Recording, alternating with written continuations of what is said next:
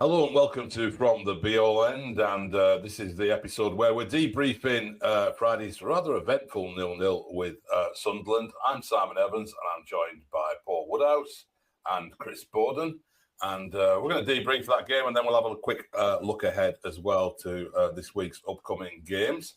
It was a funny sort of game, that really, wasn't it, in the sense that with two saved penalties at the end, you sort of switch off your telly or walk out the turf, whichever you do, sort of thinking like, well, that's a point gained. We've James Trafford saved the day there. And then as the weekend passes, you start wondering, it's another game where we haven't scored a goal. And it's a draw when really, it were a game we could have won. But Woody, what were your overwhelming sort of feelings after that and in the days since? I'm still slightly excited about those two penalty saves. But to your point, yes, there's still the overarching performance, isn't there? Which is very much 20 minutes where we played like we did against Luton, and they simply didn't have a clue, Sunderland. And Sunderland didn't actually get a shot on target until the first penalty, did they? But it was one of those where Sarmiento had left back on toast and all manner of things. He spent more time on his arse than anything else. Foster was coming in off the left, and it just looked like a matter of time. It just that period of play, you thought something has to come from this. And I think sometimes I struggle with. We have these periods in games where sometimes we don't make it count.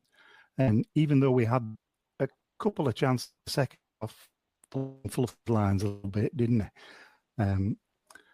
We suddenly started losing a little bit of control as their press worked extremely well. The ref worked extremely well for in relation to that press, and it was probably a fair share of the spoils, but you could have quite easily have seen, especially with the penalty shout from Fleming, how we could have run away with that 1-0 quite easily. But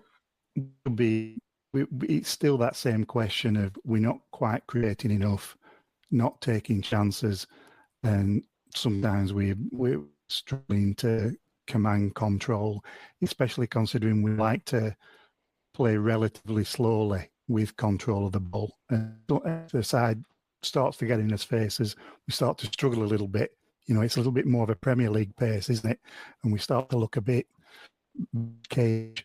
There were a few times where we gave away sloppy balls at Roberts and Humphreys away to Sunderland, and we just happened to break off the back of those. So there was a little bit of sloppy play. There was a lack of control. We lost control of the game at times, didn't take us chances, but it was hilarious at the end.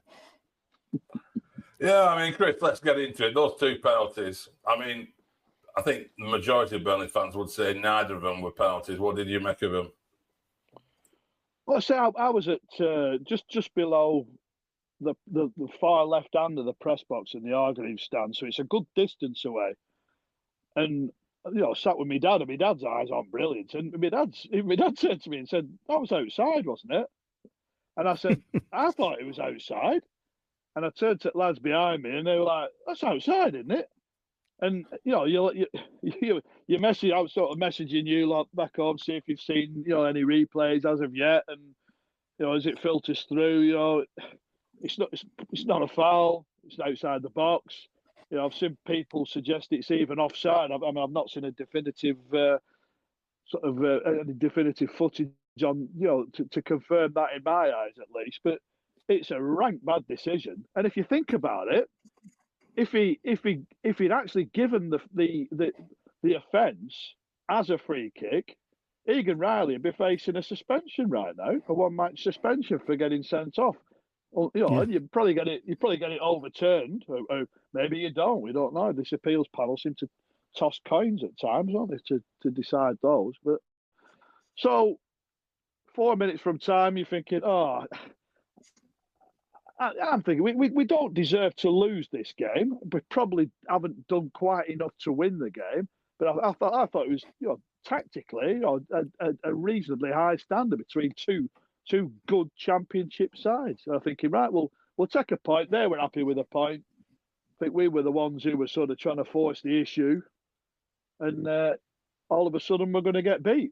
And James Trafford is Cole Palmer was so confident he was going to save that penalty in the Euros final, and he's done his homework and done the business again. I mean, it's not a great penalty. He's just leathered it. He's not leathered it anywhere near the corner. He's got a great hand on it, and the shithouser, it was absolutely magnificent. So I'm no fan of Emilio Martinez's antics. You see during the World Cup final, and again, to me, that's the referee being weak. He was weak all game. And he gave Burnley absolutely nothing, from Anthony getting wiped out from a ball in behind the fullback, which worked a treat first 20 minutes or so, to not getting a penalty for Fleming, which might have been soft maybe, but I don't think O'Neill gets anything of the ball. And he gets a lot of Zian Fleming. He's give the penalty, and he's like James Trafford, take his time. He's do whatever he wants. You're thinking, is he going to... If you remember Gabo Akirai, some people remember Gabo Akirai just kicking his boots against the post, leisurely getting ready to take a penalty, and the referee that day, I think, was it Sheffield Wednesday? Let Sheffield Wednesday take the penalty while Kirai's not even ready, and there's a lot of controversy about that, but it probably served him right on the day. Scratching his tracky bottoms. Yeah. so to go from, we're facing like an undeserved defeat in a massive game, to the elation of holding on to a point, to then you're looking. I'm watching play develop for the second one, and I'm thinking, can Cullen get round here and help Son? He can't quite get there. What's Son going to do? Is he going to shepherd it out? Oh my God, he slid in. Jesus Christ! And he points to the spot, and again, without the benefit of a replay, you're thinking, yeah, it probably looks like he's clipped him maybe. And then again, you get home and you look at, he slid down the line of the ball. Sirkin does a little drag back with his left foot, and his standing foot collapses before Son's touched him. He instigates any contact. Say some people think it might even been for handball as well, but the referee has to be 100% with these decisions, especially given the importance of the game, the context of the game, the time of the game. And it can't be 100% certain for either of those penalties. It gives both. And again, you're thinking, Jesus, we're going to bloody lose this. And it's not fair. And you're absolutely furious at the injustice of the first. The second just piles, puts salt on the wound, doesn't it? And for Trafford to, again, like, my hamstring's a bit sore this time. I love the crying. He said his hamstring. He was crying. He's weeping hammer. I love that he's got some variety in his shithouser. It's not just my gloves this time. It's I've got a bit of an hamstring. And again, for the referee to completely ignore that and to let him get on with it, and you just sense the pressure building on Isidore. And again, you still expect the taker to score, but it was like you celebrate. It's almost like celebrating a goal when you're denying a penalty in those situations. Yeah. And for hell, the celebration police to come out afterwards, what celebrating a draw in Sunderland. It's like, well, no, you just literally stared down the barrel of defeat twice in the dying embers of a massive game, and you've come out on top in that circumstance. I mean, good grief! Well, you see what you're supposed to do: shake hands and just walk off, and jolly good show, chaps, and madness. But... Yeah, it was. I mean, I think the second one was it wasn't a bad penalty, that one. That was going towards the corner, and he hit it fairly well. It's an absolutely brilliant save from Trafford. The first one's a weak pet, but the second one is an absolute brilliant save from Trafford. I mean, it did recall his performances with England, didn't it? You know, in that latter stages of that under-20 World Championships, was it? Yeah, but saying that the strikers show no finesse or composure at any stage in that game. You remember his chance in the first half where he's just absolutely lashed it eye wide, not so handsome, and then the chance from the greatest player to ever grace Championship football, Enzo Laffi. It's a great ball, to be fair, but the lad again, he's just twatting it, hasn't he? He just put his foot through it. No finesse, no quality, and he's done the same with both penalties. You know, you got to show a bit of composure, aren't you? You know, and then he's weeping and wailing afterwards, isn't he? You know, just get a grip, man. Yeah, I mean, in the context of our incredible number of clean sheets and our tight defence, Woody, there's a little joke, isn't there, that's gone on social media about James Trafford and JJ Watt, yeah, where he's sent Watt a thing. He's obviously Trafford's a secret Cincinnati Bengals fan, and he sent Watt a message saying, any chance he's coming out of retirement to play for the Bengals? And JJ Watt said a couple of weeks ago, if you don't let any more goals in this season, then it's a deal. And now he's getting a bit worried because of Trafford's performance there. But it did give the feeling of like, they're just not going to score against us. Even if they get 2 penalties, we're going to keep them out. I mean, defensively, you know, we'll get onto the rest of it, which is a little bit more concerning in a minute. But defensively, again, just not letting teams through. Yeah, if you think in the first half when Steve mopped up on behalf of Trafford, the way he kind of came across, covered, took the ball, turned, played it, whatever, that was exquisite. And that deflection from Egan Riley at the death that was definitely going in, just to turn it round the post. Defensively, that was the goal. Yeah, it was, without a shadow of a doubt. And the way that they hold their line, they know perfectly damn well, within almost an inch across that back line, what's offside, onside, or whatever. And it's so well drilled.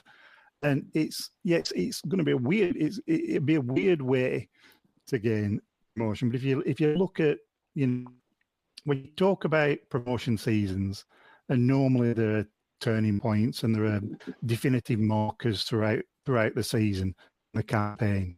Normally it's that 3-2 win or something, isn't it? Where you turn things around late doors and you start getting into a habit over a season of doing certain things.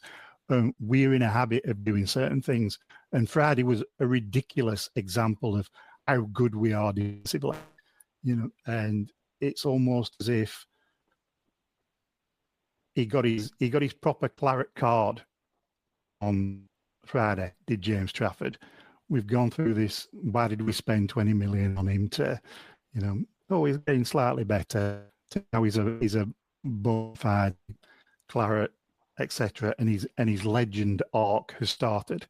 If we see if we got a year or two out of him, you know, Friday is one of those things that kind of stands there with Tom Eaton at Man United, etc. And you don't tend to say this of keepers too often, but you're not going to forget that in a hurry.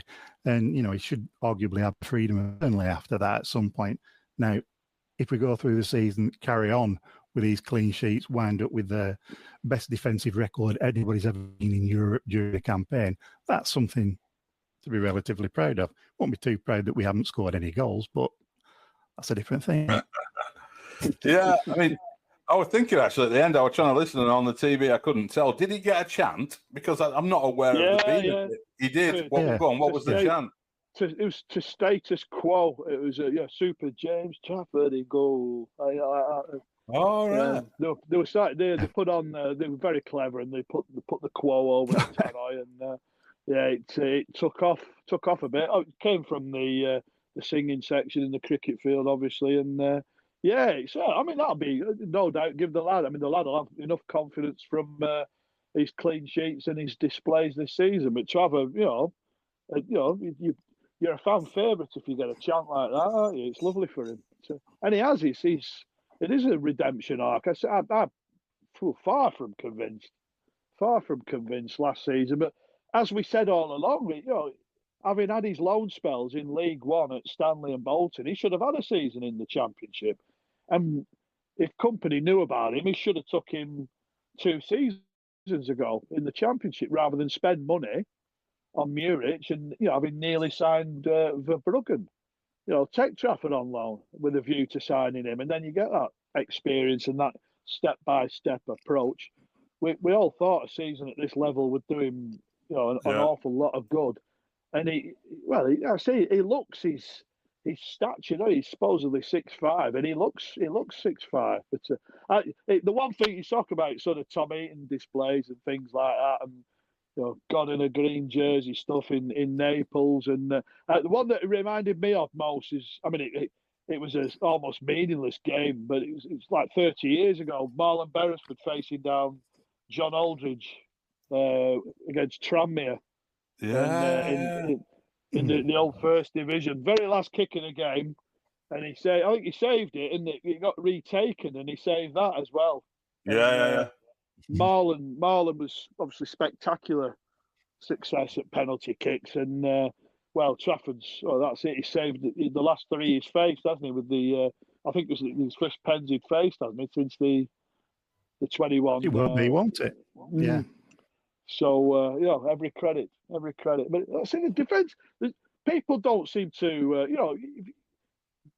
people aren't talking about this. Aren't Burnley dour and aren't they dull? And in some cases, yes, they are. But you have to appreciate all these aspects of the game. And Burnley, I don't think get remotely enough credit for their defensive record, which is just ludicrous. It is now, isn't it?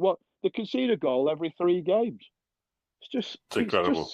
It's mind bending, isn't it? It's ridiculous. Yeah. But it's not all about flair and the Vincent Company way, that sort of thing. And Burnley, they might be able to just grind their way out, but you just hope for just a bit more flair, and hopefully not at the expense of the defensive side of things. But if they can add a Whittaker to the equation, something like that, or maybe magic prevails and we do see Mr. Tuzor.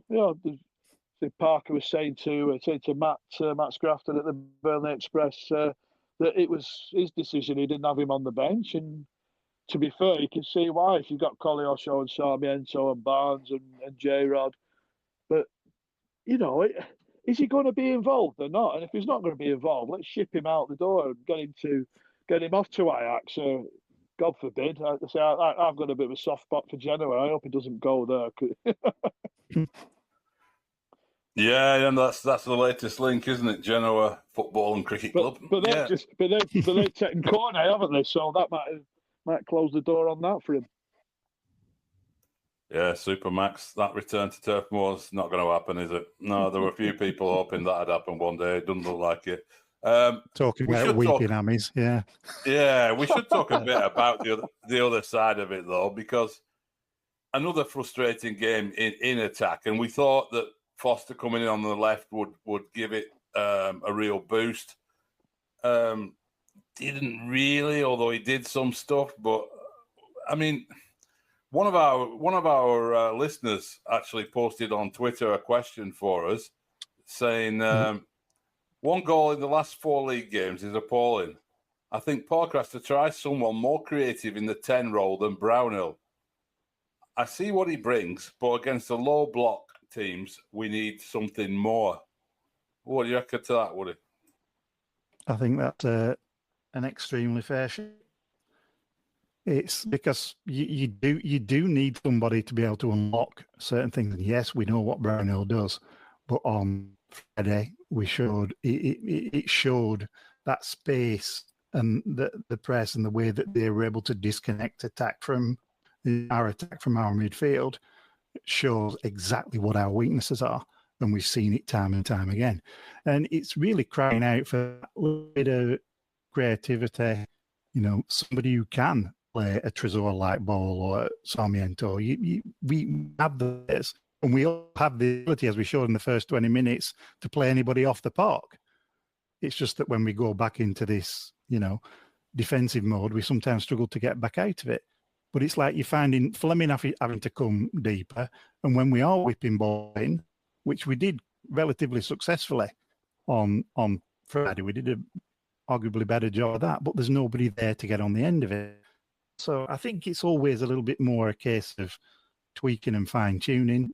But it is slightly worrying because just for all our defensive iron curtain stalwartness, you've still got to do something at the other end, haven't you?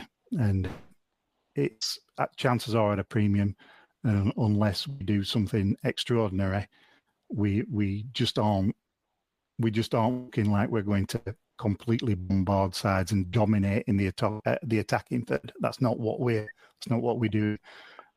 So we do something slightly differently. Yeah, it was Nicholas Ward, I should have mentioned, the listener who sent in that comment. What are your thoughts on that, Chris? I mean, is it Brownhill? He seems to me to be a bit more effective in games away from home. That space that he likes to go into seems to open up more when we're a little bit more under pressure and breaking. But what do you make of it? Is there a case for an alternative number 10?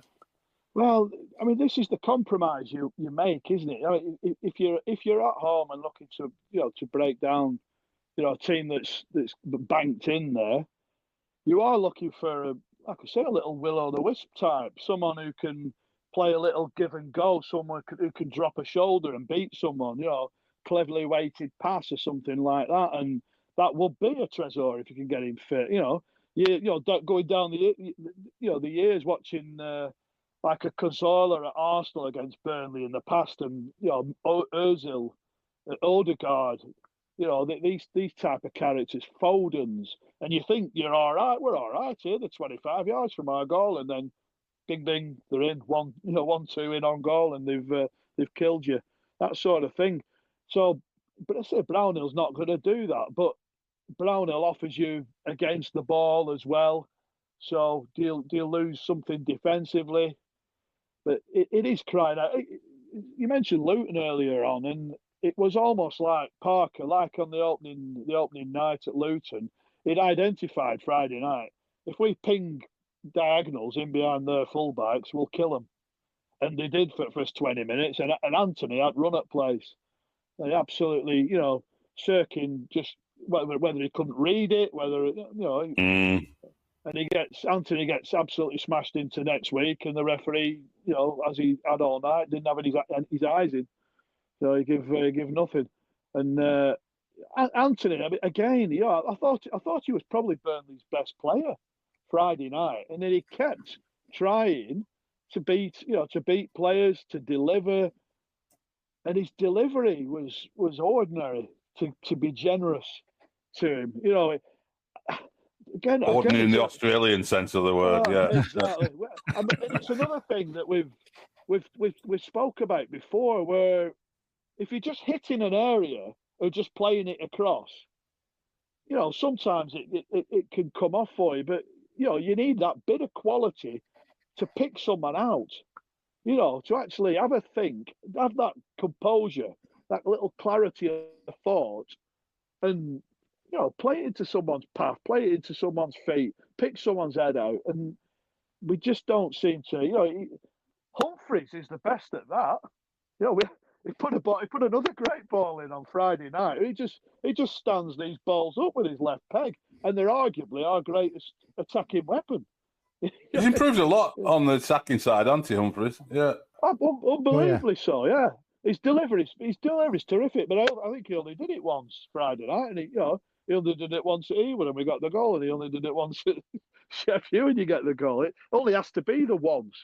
But we'd enough occasions Friday night where we worked these situations, but we're not a team that bombards opponents with crosses and things like that. And we're trying to craft these meticulously created goals in a City-like fashion, sort of thing. And if it's not perfect, the chance just withers away, and you don't get a mad scramble in the box. I mean, Connor Roberts had a very passable opening, from a bit of a ricochet, and Anthony had it's a fine save, to be fair, from Patterson from that effort, but it was more huff and puff after that, and they just need a game changer in that sense. Whether that comes with Whittaker, who has had a quiet season, but against Brentford, he just he wins them the game with a moment of magic. Yeah, I mean, I do wonder. There were a few times I picked it up on just, obviously not in the ground, but watching on TV over here, picking up a bit of the crowd, getting frustrated with the way sometimes we'll be in the final third, or we'll have a throw in the final third, and then we manage to work our way back to East Eve, and there was just a little bit too much of that, and that allows them to completely reset. And there's a degree of risk taking, isn't there, sometimes in midfield, where you think, like, take him on, or take a risk, try and go past this guy, and it doesn't. It's always the safe pass going back, and quite often, I think that's why we never seem to build up these spells of really sustained, proper pressure. Not where we've got ball. There's plenty of times where we've had sustained possession, but real pressure where we're around their box and they're going to crack eventually. You don't get many moments like that with Burnley, I don't think, this season. I mean, Is it about risk-taking, Woody, or is it about the way we set up? Or we focused a lot on individuals. We just talked about, is Brownhill the number 10? Or should it be Sarmiento? Or is Foster better on the left? Is Fleming a number 9? We've gone around all these issues. No matter what selections we put out, we seem to play the same sort of way. It's the opposite of EK ball, isn't it? We've gone from never thinking that we should, control the ball in zone half under VK to, we should always turn around and try and look in the opposite direction and control the ball under blocker. They're both extremes.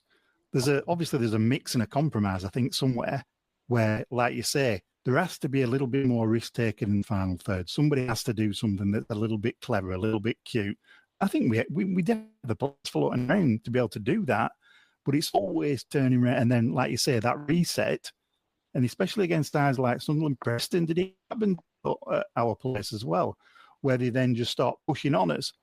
And because we think that, we're wanting to take 2 touches, try and keep control of the ball, we suddenly start struggling. It starts to break down, and it actually becomes a little bit more of an Achilles heel than actual possession. Then we really are struggling. But yeah, I think there has to be a little bit more risk taking up top. Rather than just getting into something, approaching an area and then giving a larrup, which is, I'd argue, that's what we see like Anthony a lot of the time. Yeah, right. So before we wrap up, well, go on. Sorry, Chris. No, we're just going to sort of say, if you look in the sort of profile, I mean, Sunderland's midfield is as good as anything, and I say I'm mocking all the sort of preamble that Lafay got, but he did look, he had lovely soft feet, and the ball for Isidore is absolutely out of this world. But Bellingham, you look at his physical profile, Dan Neil, the Roberts, Rigg, that they are arguably for me, the best midfield in the Championship, and we don't have, you're not going to get Josh Cullen drop a shoulder and beat someone, or Brownhill. And you're looking, maybe Defoe is the last Burnley midfielder who could do that. If you remember his goal, I think it was his debut, was it, against Hull, where he drops a shoulder, flips the ball round the corner and follows it through, drives forward, smashes one in, or a McCann or a Wade Elliott who could drive and beat people, drive forward from that midfield area with the ball. We just don't have that. We've just got metronomic, and again, as you said before, with the deep, the deep, deep blocks of deep banks of 4. Brownhill's not your man to sort of either dictate play in those games, or he can't make those those trademark late runs into the box. So it's a personnel issue, isn't it? Again, right? So talking about personnel issues, we've got Plymouth away on Wednesday, bottom of the league. They look like real relegation fodder this season, despite their little fillip in the FA Cup against Brentford.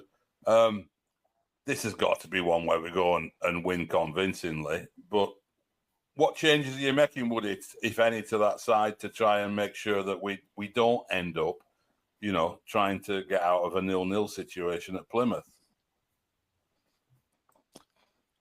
I mean, do you put Foster up top and allow Fleming to play off him and actually do that 10 job? Do you put Sarmiento in there? When does Hannibal, what did he have, a 3-game ban? 2-game ban? It's up now. Yeah. He's back. Yeah. That worked quite well with him on the left, didn't it? Yeah. It worked very well because he added that little bit of bite, an additional man in midfield, which we missed desperately on Friday. But to be fair, if we turn the same side out on